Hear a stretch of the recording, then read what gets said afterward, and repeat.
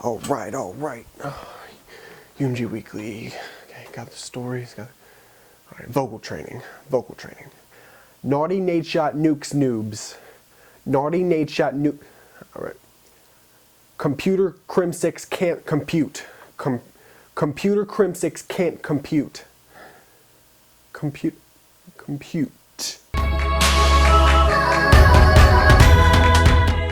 What's up, guys? It's Hitch here, and thanks for tuning in to UMG Weekly, the series where we talk about news that happened that week. And it seems like it happens every week. The second I upload UMG Weekly, something happens literally like 30 seconds after that. Like within the hour, something huge happens, and I'm like, man, I could have covered that. So last week, within 2 hours of uploading last week's episode of UMG Weekly, Gucci announced his retirement. Neslo announced that he was going to be a free agent after the UGC land, and Killa was dropped from Curse LV. And I know that Killa has already been making some moves, trying to find a new team, a new place to call home in this community. And Neslo, I'm not worried about him at all because he's the one that started Prime Example, and he's always pretty much a vocal leader wherever he goes. And as for Gucci, I'm really sad to see him leave. He's one of the few people that I actually had time to talk to at UMG Philly. He's really approachable, super down-to-earth guy, and I wish him nothing but the best in the future.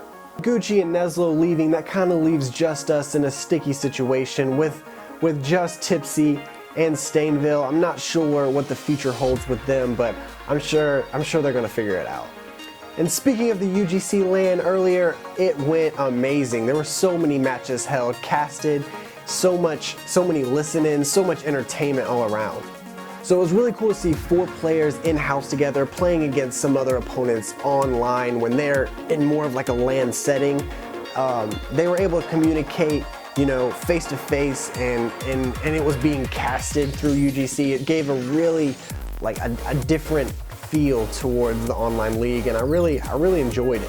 And speaking of the in-house LANs like UGC, before we get to more of the bigger stories that happened over the course of the week, there have been 2 more in-house LANs that have been, you know, announced. The first of these in-house LANs is SB, or Strictly Business, is going to be able to fly over to the Optic House, and they're going to be able to practice for like a straight week. And it's going to be really solid practice for both squads because they're both really high level, obviously top 8 teams in the United States.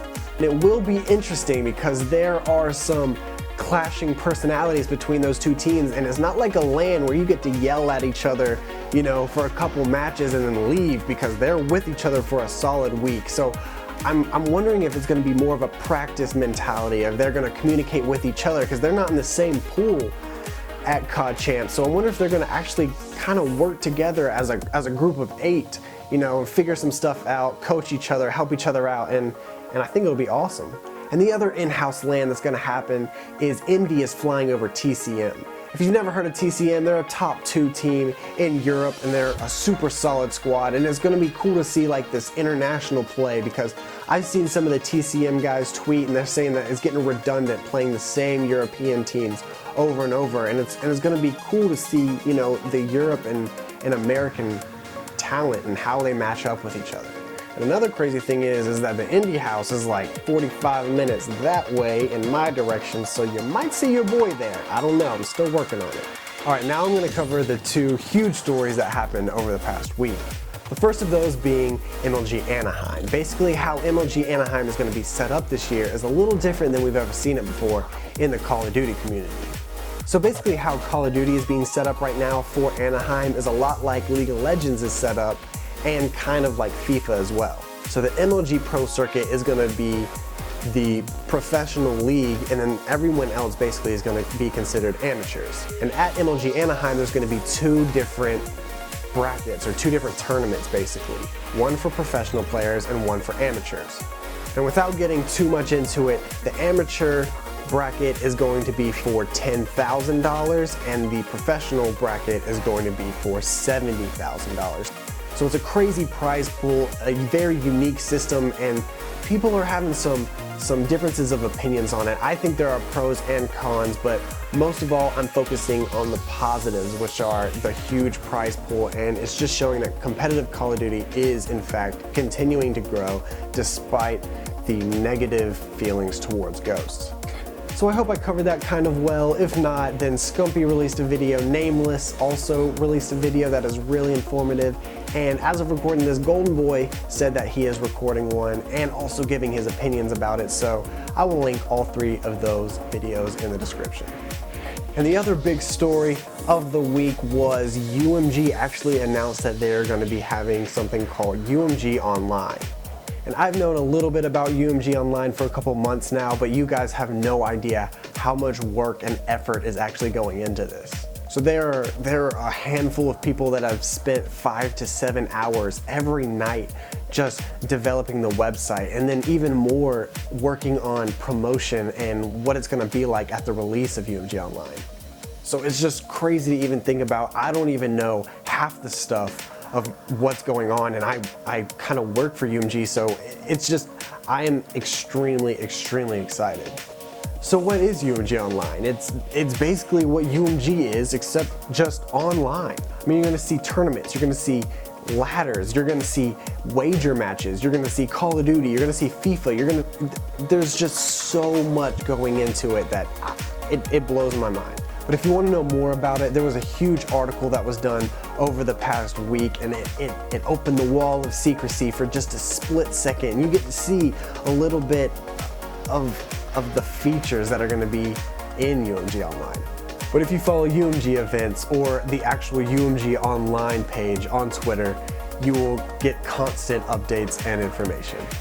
But overall, guys, I'm extremely excited about it. I've been trying to hold back what little knowledge I actually do have, and I'm excited to see where this goes. It's going to be a huge step for UMG. And as we transition to the random news segment of the week, I want you to remember what I said earlier in the video where I said, you know, as soon as I upload UMG Weekly, something happens literally like a couple hours later. Well, here's another example. Right after last week's upload, Rings House started uploading some awesome reaction videos from the COD Championship Regionals. I mean, are reaction videos crazy? Sometimes. Are they cringeworthy? A lot of times, but are they entertaining? Absolutely, and Rings House is the best person to cover them. He has the best videos, so I really recommend you go check him out. Another awesome video that was uploaded throughout the week was MLG's top 5 plays throughout the US tournament. I mean, as highlight reels and top 5s always are, you get to see the best plays, the most excited freakouts, and it was a really good tournament for that. You have 3 pieces, 4 pieces, clutches, turn-ons, you got everything in this top 5, and it's all casted by Puckett, and so I'll put a link in the description for you if you haven't seen it already. And the last video I want to talk about in this random news segment is a video that I pretty much just found out about like an hour ago. One of the sniping YouTubers, his name is Nine, he uploaded a video about some of the modders in the modding community actually found out some more game types that are going to be released in Call of Duty Ghosts.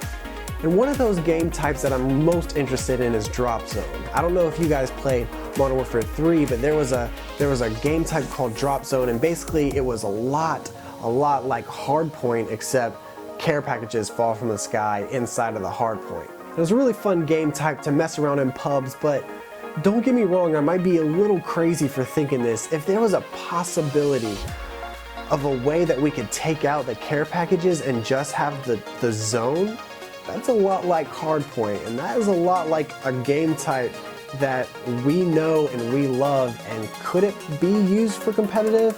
I don't know, that might just be me talking a little crazy, but it's fun to think about, you gotta admit.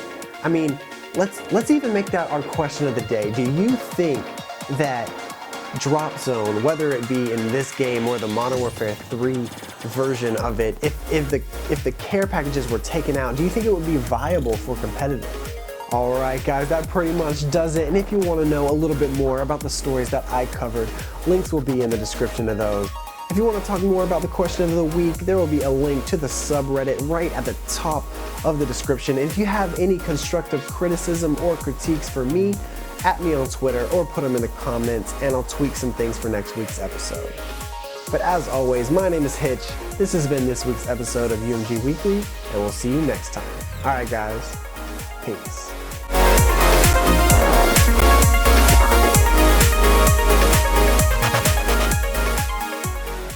I don't know, that might just be me talking that crazy talk.